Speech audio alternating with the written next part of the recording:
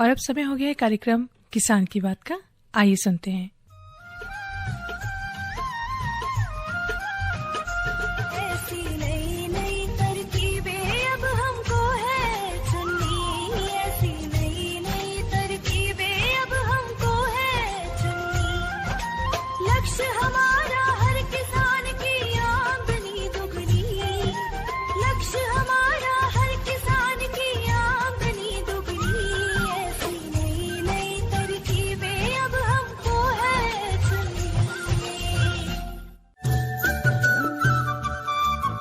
इस कार्यक्रम के प्रायोजक है कृषि एवं किसान कल्याण मंत्रालय, भारत सरकार।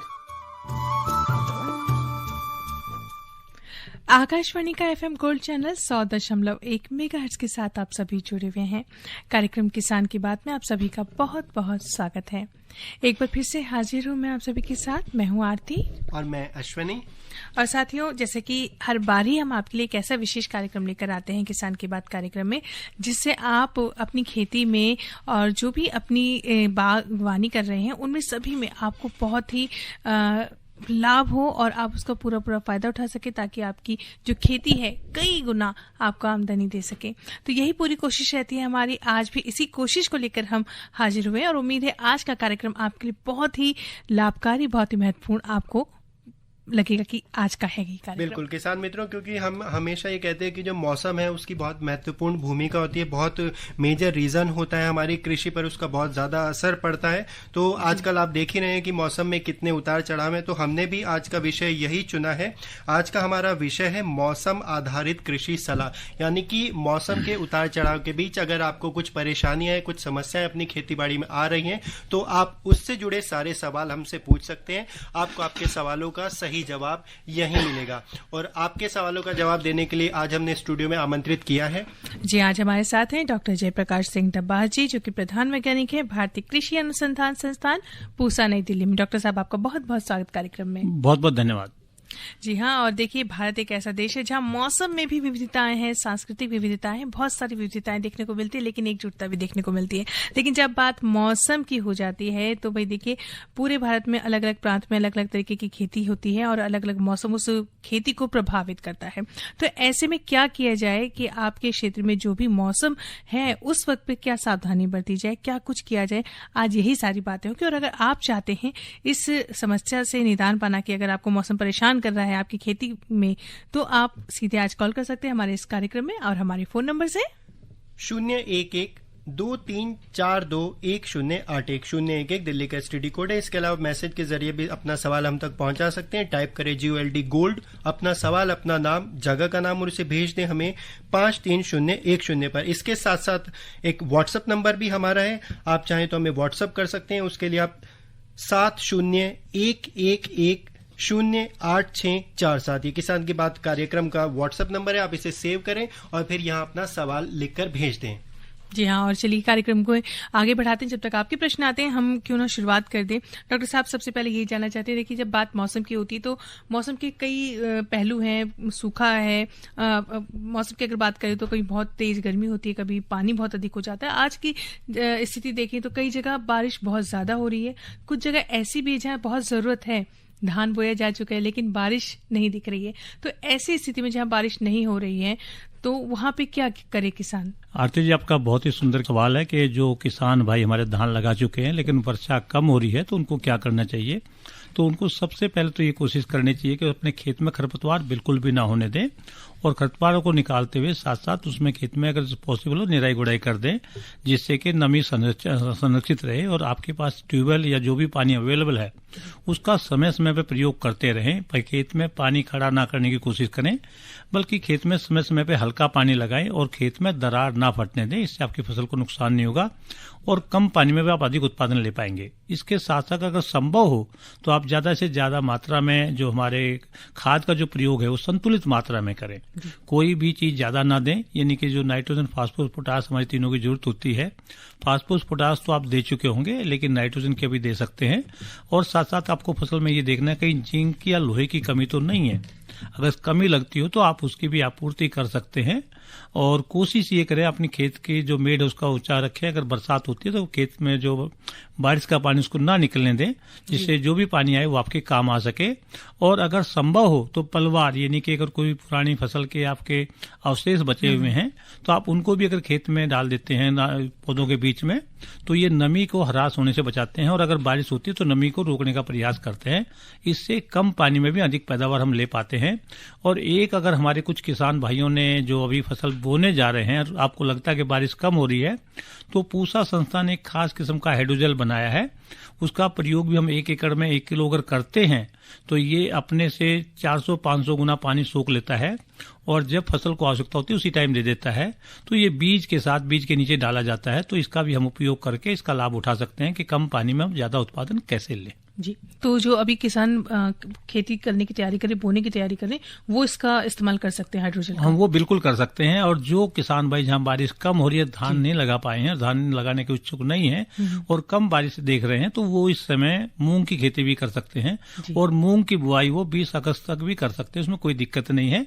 उससे उनकी फसल भी अच्छी आएगी, कम पानी की आवश्यकता होगी, साथ साथ में जो भूमि है उसका उपजाऊपन बढ़ेगा और दलहन का उत्पादन को मिलेगा, तो ज्यादा लाभ होगा। जी। और डॉक्टर साहब, इसके अलावा कुछ ऐसे भी स्थान है जहां पर निरंतर बारिश हो रही है, 1-2 दिन के अंतराल में बारिश होती है, तो वहां पर हमारे किसान भाइयों को किस तरह की सावधानी बरतने की जरूरत है?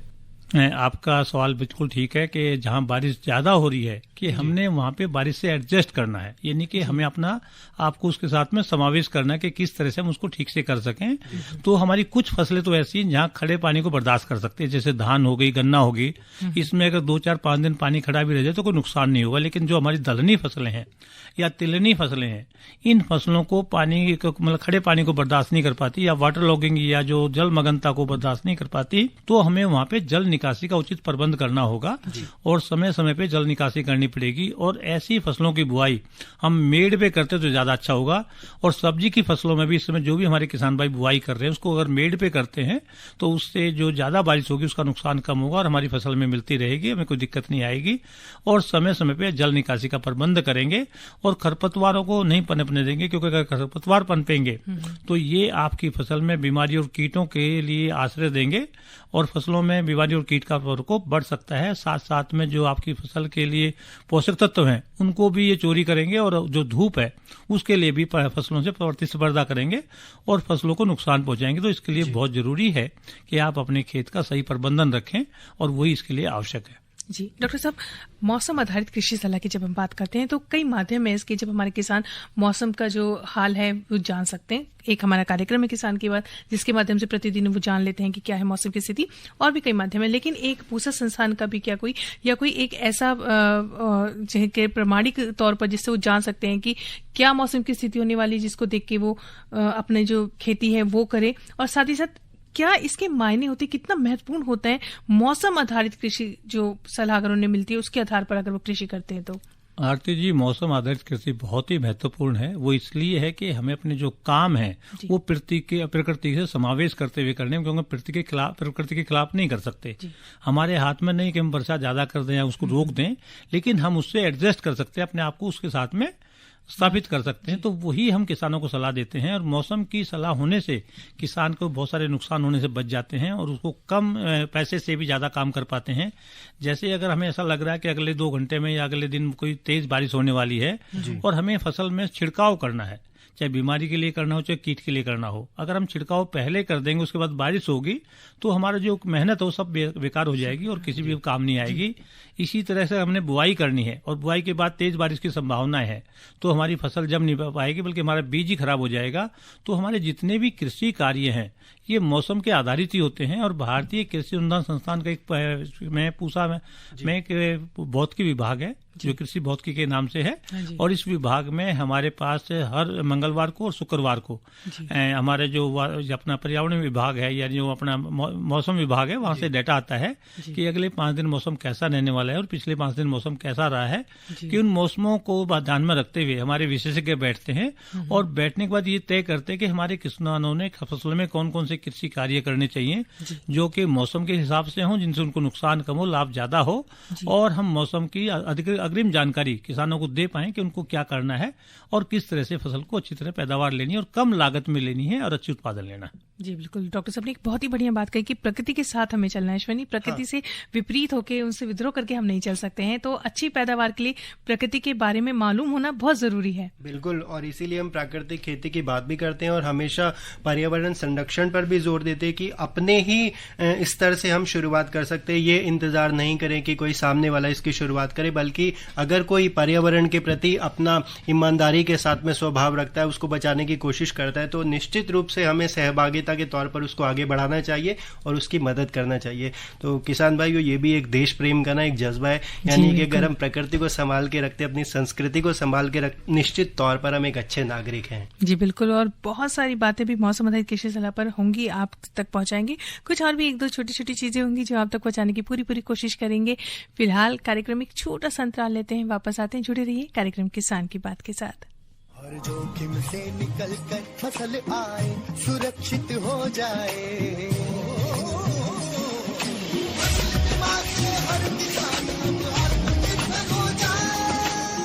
संकट के समय प्रधानमंत्री फसल बीमा योजना किसानों के लिए वरदान है।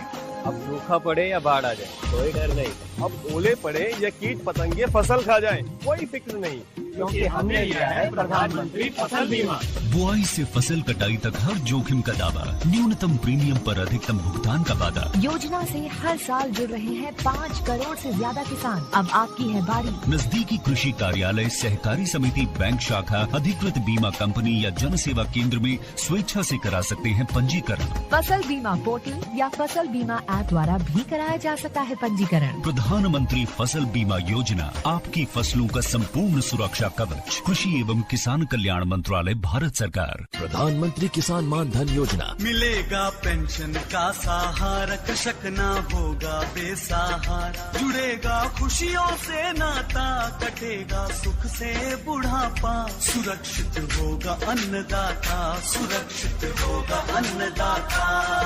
प्रधानमंत्री किसान मान धन योजना से लघु सीमांत किसानों का भविष्य होगा सुरक्षित और 60 वर्ष की आयु से 3000 रूपए मासिक पेंशन होगी सुनिश्चित। 55 रूपए से 200 रूपए की मासिक किश्त देकर प्रवेश कर सकते हैं। 18 से 40 वर्ष तक के किसान इस अंशदायक योजना में सरकार देगी बराबर का योगदान। सभी किसान भाई बहन इस योजना के लाभ के लिए जन सेवा केंद्र में जाएं और अपना निःशुल्क नामांकन कराएं। प्रधानमंत्री किसान मान धन योजना, अन्नदाता के परिश्रम को संबल, पेंशन से सुरक्षित उनका कर। कृषि एवं किसान कल्याण मंत्रालय, भारत सरकार द्वारा जनहित में जारी।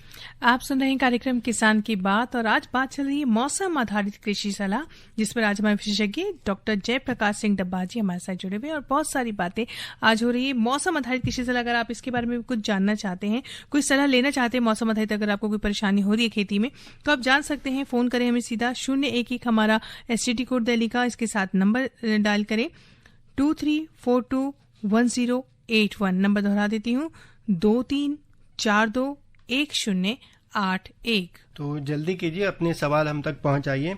और डॉक्टर साहब, अब हम आपसे पूछना चाहेंगे कि इस मौसम में क्या किस तरह की मतलब सामान्य बीमारियां फसलों को लग जाती हैं, या कुछ खास तरह के कीट हैं जो कि हमारे किसान भाइयों को परेशान करते हैं, तो वो कौन से हैं और फिर उसका उपाय किस तरह से हमारे किसान भाई कर सकते हैं? अश्विनी जी, जैसा आपने कहा कि बहुत सारी बीमारी और कीट लगने की संभावना इसमें होती है, क्योंकि वातावरण गर्म होता है, साथ साथ में नम होता है, और नमी और गर्मी ये दोनों ही न केवल कीटों के लिए, बीमारियों के लिए, बल्कि खरपतवारों के लिए बड़े अनुकूल होते हैं। तो हमारे किसानों को फसलों में 3 समस्याओं से जूझना पड़ता है। पहले खरपतवार से, दूसरा कीटों से और तीसरा बीमारियों से। तो इसमें सबसे जरूरी है कि पहले तो हम सबसे पहले ध्यान रखें खरपतवारों का, क्योंकि सबसे ज्यादा नुकसान करते हैं। सबसे ज्यादा नुकसान इसलिए करते हैं, एक तो ये पोषक तत्वों का ह्रास करते हैं, जो धूप मिलनी चाहिए पौधों को उसको ले लेते हैं, और साथ साथ में ये जितने भी बीमारी और कीट के को आश्रय देते हैं। इनके जितने ज्यादा खरपतवार होंगे उतने ही कीट होने की संभावना ज्यादा होगी, या कीट का प्रबंधन करना उतना ही मुश्किल हो जाएगा। तो इसको भी, उनको भी बढ़ावा देते हैं। तो सबसे पहले आपको ध्यान रखना है कि अपनी फसल को साफ सुथरा रखें, उसमें जितने भी ऑफ टाइप प्लांट हैं, दूसरी फसलों के पौधे हैं या जो अनवांटेड प्लांट्स हैं, उन सब पौधों को टाइम से पहले निकाल दें। अगर निकाल देंगे तो ये आपने जो पोषक तत्वों का इस्तेमाल किया वो कि फसलों के काम आएगा, उनके काम नहीं आएगा। दूसरी बात, जब उन पौधों को निकालते हैं तो उनको निकाल के अगर फसल में ही डाल देते हैं तो वो गल सड़ के आपका खाद बन जाएंगे और किसी प्रकार का नुकसान नहीं होगा और किसी ये पानी के भी जो ह्रास उसको रोकेंगे। एक तो इस बात का ध्यान रखना है। दूसरी बात, जब कीट की बात आती है, कीट में 2-3 किस्म के कीड़े होते हैं। एक तो वो कीट होते हैं जो रस चूसते हैं, एक पत्ते को खाते हैं, और एक कुछ कीट ऐसे हैं जो पौधे के अंदर घुस जाते हैं, फल के अंदर घुस जाते हैं और ज्यादा नुकसान पहुंचाते हैं। और ये तीनों ही किस्म के कीट काफी नुकसान पहुंचाते हैं। तो इसके लिए बहुत जरूरी है हमें कीट प्रबंधन करना चाहिए। तो कीट प्रबंधन हमारा निर्भर करता है फसलों के ऊपर। जैसे अगर आपने बैंगन की, मिर्च की या गोभी की पौध लगा रखी है तो इसमें कुछ ऐसे कीट हैं जो कि फसल के अंदर उनको अंदर पौधे में घुस जाते हैं, नुकसान करते हैं। तो इसके लिए कुछ फेरोमोन ट्रैप आते हैं जो कि अगर हम अपने खेत में लगा देते हैं तो उससे हमें पता लग जाता है कीट का कितना प्रकोप है, कितना प्रकोप नहीं है, और किसान उसी हिसाब से वो ले सकता है और ये फसल कीट को रोकने में भी काम आते हैं। दूसरी बात आती है रस चूसने वाले कीड़े। तो रस चूसने वाले कीड़े वह बहुत ज्यादा महत्वपूर्ण वहां होते हैं जहां विषाणु रोगों को एक फसल से दूसरी फसल में पहुंचा देते हैं। तो जैसे पपीता है, भिंडी है, हमारी बेल वाली फसलें हैं, इनमें भी ये पौधे जो फसलों का रस चूसते हैं तो एक पौधे से दूसरे पौधे में भी विषाणु को पहुंचा देते हैं। तो उसके लिए उनके कंट्रोल करना बहुत जरूरी है। और एक जब भी हम कीट नियंत्रण की बात करें तो उसमें हमें सारे उपाय करने चाहिए, खाली एक रासायनिक ही नहीं। और सारे उपाय में आता सबसे पहले आता है कि एक तो हम खरपतवारों को निकाल दें, एक हम ध्यान रखें फसल में कितना प्रकोप हो रहा है, और कुछ कीटों के दुश्मन होते हैं। जैसे अभी हमारे धान की फसल है, धान की फसल में अगर आपको दिखाई देगी कि मकड़ी है तो ये कीट का नियंत्रण करती है, कीट को रोकती है, कीट को फैलाती नहीं है। तो इस किस्म को चीजों को हमें बढ़ावा देना है, केवल हानिकारक कीटों को ही रोकथाम करने का उपाय करने हैं। जो भी लाभदायक कीट हैं उनके हमें संरक्षित करने का प्रयास करना है। इसीलिए दवाई तब छिड़कनी जब बहुत ही आवश्यक हो। दूसरी बात आती है फिर आपने देखा लाइट ट्रैप्स, यानी कि इस मौसम में अगर आप कहीं भी लाइट जली होती है सारे कीड़े उसके पास आते हैं। तो इसी तरह खेत में एक जगह हम लाइट जलाएंगे और इसके नीचे कोई बड़ा सा बर्तन रख देंगे जिसमें पानी डाल के कोई भी कीटनाशक या कोई मिट्टी का तेल डाल देते हैं। उससे क्या होगा, जितने भी हानिकारक कीट हैं वो लाइट की तरफ रात को आकर्षित होंगे और इसमें जब बर्तन में गिरेंगे तो वो मर जाएंगे। तो आपकी फसलों में कीट नियंत्रण स्वतः ही हो जाएगा। तीसरी बात आती है कि जब कीट अगर आपकी फसल में आ ही गए हैं तो आप ये देखें कि कीट कितना नुकसान कर रहे हैं। अगर वो आर्थिक दहलीज पार करते हैं तो मैं कहूंगा कि आपको हर हालत में, चाहे आप किसान कॉल सेंटर से बात करें, चाहे आप कृषि विज्ञान केंद्र से बात करें, वैज्ञानिकों की सलाह के आधार पर ही दवाई का प्रयोग करना, और दवाई का प्रयोग तब करना है जब बारिश ना हो रही हो और जिस कंसंट्रेशन में बताया गया है उसी सांद्रता में दवाई का प्रयोग करना है। अक्सर किसान भाई सोचते हैं अगर मैं ज्यादा दवाई डालूंगा तो कीट ज्यादा मरेंगे। ऐसा नहीं है, अगर आप ज्यादा दवाई डालेंगे तो कीट के अंदर उस दवाई को सहन करने की शक्ति आ जाएगी और कुछ दिनों बाद वो जो कीट हैं उस दवाई से नहीं मरेंगे। और एक और विशेष बात का ध्यान रखना है कि कभी भी एक कीट के प्रति एक ही दवाई का प्रयोग बार बार ना करें। दवाई का बदल के प्रयोग करना बहुत ही आवश्यक है, जिससे कि उन कीटों के प्रति, उस दवाई के प्रति उन कीटों में रोग रोधी क्षमता ना आए या कीट रोधी वो क्षमता ना आए कि उसको बर्दाश्त कर सके। तो ये कुछ खास बातों का ध्यान रखेंगे तो बहुत लाभ होगा। इसी तरह जो बीमारी है तो बीमारी में के 2-3 कारण होते हैं। एक तो पानी खड़ा हो जाना, तो खड़ा होने से भी कई बीमारी आती हैं जो सड़ जाती हैं। तो हमें एक तो पानी के जल निकासी का प्रबंध करना है, खासकर दलहनी फसलों में और अपनी तिलहनी फसलों में। और धान की फसल में कुछ कीड़े ऐसे आते हैं जो नीचे लग जाते हैं, जिसको ब्राउन प्लाउंट हॉपर बोलते हैं, और नीचे रस चूसते हैं और जगह जगह पे उनको दिखाई देते हैं। तो आपको ध्यान रखना है कि आपकी फसल में कौन सा कीड़ा किस मात्रा में आ रहा है। इसी तरह से आजकल मक्का की फसल में भी काफी फॉल्स आर्मीवॉर्म देखने की संभावना मिल रही है। तो अगर ये कीट आता है तो आप इसकी सही समय पे सही जानकारी लेके उसका उपचार करेंगे तो ज्यादा अच्छा रहेगा। जी डॉक्टर साहब, कीट के बारे में और जानकारी आप अगर बताना चाहें ले सकते हैं। एक कॉलर जुड़े, उनसे बात कर लेते हैं। नमस्कार जी। जी पूछिए अपना प्रश्न और नाम भी बताइए अपना। ये तो कपास जो अब कपास चौंटने वाली होती है ना जी, जो कपास निकालते हैं वो उसमें कीड़ा लगा हुआ है जी, सफेद मक्खी, उसको रोकने के लिए क्या उपाय करेंगे? सफेद मक्खी के लिए सबसे पहले तो मैं नीम के तेल की बात करूंगा कि आप नीम के तेल का भी प्रयोग कर सकते हैं। इसके अलावा मेटासिस्टॉक्स है, इसके अलावा हमारी 1-2 दवाइयां और भी उनका प्रयोग कर सकते हैं, लेकिन किसी भी दवाई का एक बार ही प्रयोग ना करें और कपास में नत्रजन खाद का ज्यादा प्रयोग ना करें, क्योंकि अगर ज्यादा यूरिया का प्रयोग करेंगे तो सफेद मक्खी के कंट्रोल करने में काफी बड़ी दिक्कत आती है। इसलिए आपको ध्यान रखना है। या इमिडाक्लोरोपिड का भी इस्तेमाल कर सकते हैं। ये जो दवाइयां हैं ये इस कीट के नियंत्रण के लिए काफी प्रभावी हैं, लेकिन इन दवाइयों को अदल बदल के करना है और फसल में ज्यादा मात्रा में नत्रजन का प्रयोग नहीं करना है और फसल में जो खरपतवार हैं उनको नष्ट करते रहें तो ज्यादा अच्छा रहेगा। तो इससे रस चूसने वाले कीड़ों का आपका प्रबंध हो जाएगा, अगर रस चूसने वाले कीड़े हैं तो। शुक्रिया डॉक्टर साहब। और किसान मित्रों, बहुत ही महत्वपूर्ण और जरूरी और असरदार जानकारी यहाँ पर मिल रही है और सीधे तौर पर आप तक पहुँच रही है और ये सिलसिला भी जारी रहेगा। लेकिन इसी बीच आरती, क्यों ना थोड़ा सा मनोरंजन कर लिया जाए, क्योंकि बात संस्कृति की थी तो हमारे बहुत अलग अलग तरह की संस्कृति है अलग अलग क्षेत्रों में, और हमारा प्रयास रहता है कि एक दूसरे क्षेत्र तक या बाकी के जो लोग उससे अभी अछूते हैं उन तक वो जो लोकगीत हैं वो उन तक पहुंचाया जाए और फिर देखते हैं कि कितना आनंदित होते हैं हमारे किसान मित्र। जी बिल्कुल बिल्कुल। तो देर नहीं करते हैं, सुनते हैं प्यारा सा लोकगीत।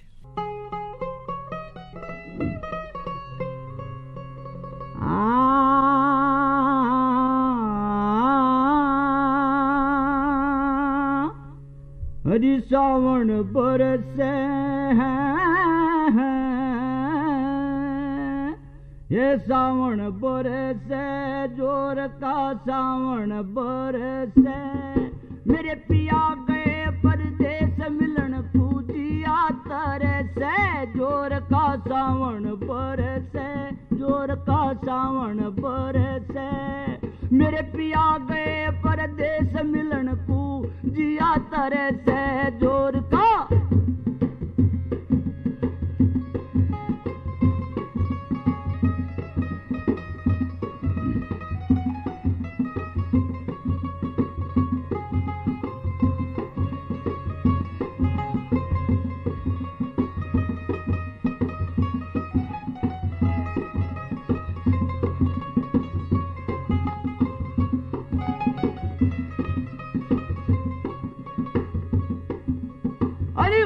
घुमंड के बादल गिर रे ठंडी पड़े फुवार हे उमंड घुमंड के बादल गिर रे ठंडी पड़े फुवार हरी मोर पपी हा पी पी बोले चले पुरवैया प्यार अंग अंग जो बन सर से अंग अंग जो बन सर से मेरे पिया गए परदेस मिलन को जिया तरह से जोर का सावन बरसे जोर का सावन बरसे मेरे पिया गए परदेस मिलन को जिया तरह से।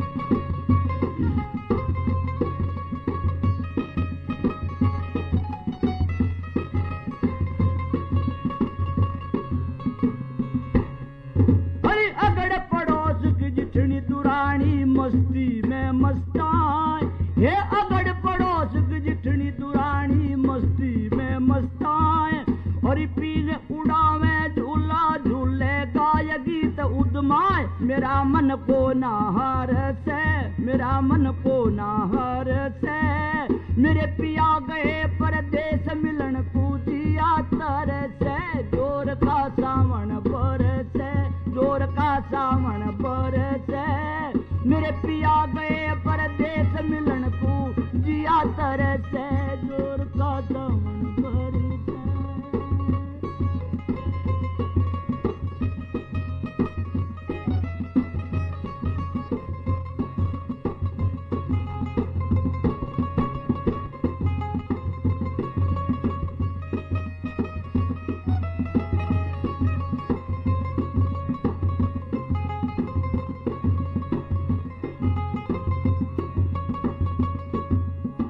शाम सवेरे कोटे चढ़ के देखू निहा फलाए हे शाम सवेरे कोटे चढ़ के देखू निहा फलाए और वीर नंद को कही दिख दादी बेरो कच्चा दुखी हुई ऐसे बरसे दुखी हुई ऐसे बरसे मेरे पिया गए परदेस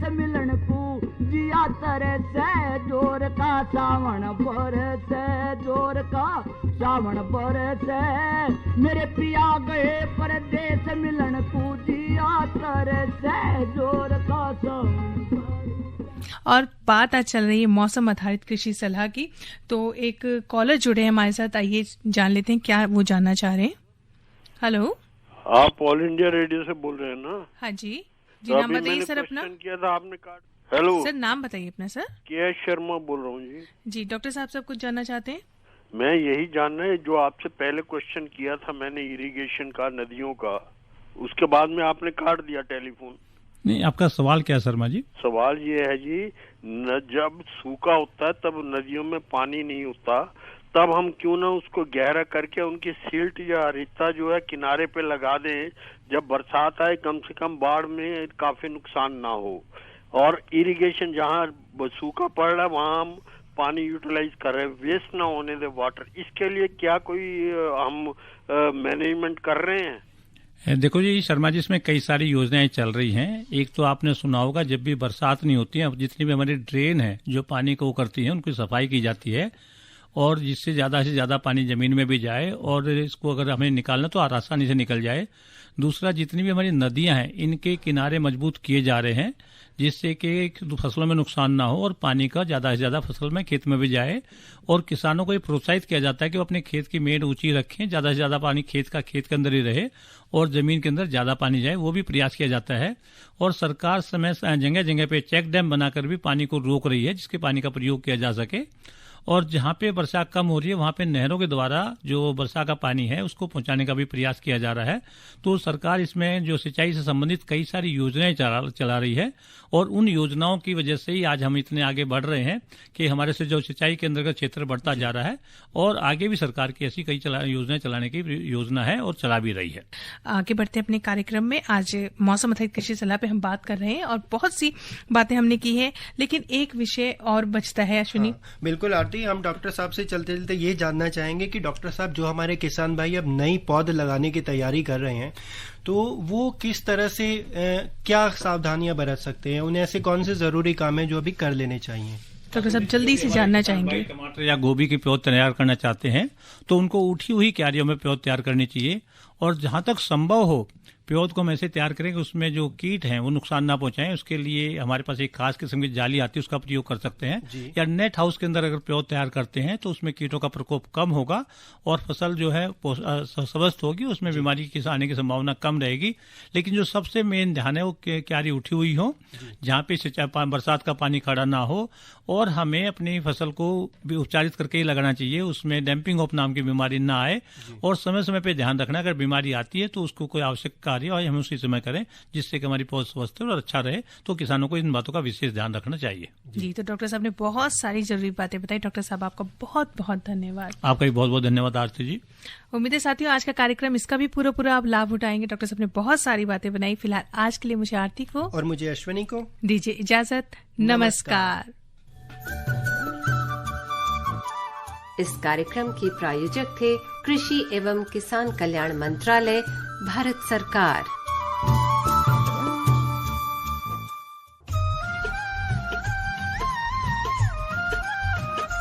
ऐसी नई नई तरकीबें अब हमको है चुननी, ऐसी नई नई तरकीबें अब हमको है चुननी। लक्ष्य हमारा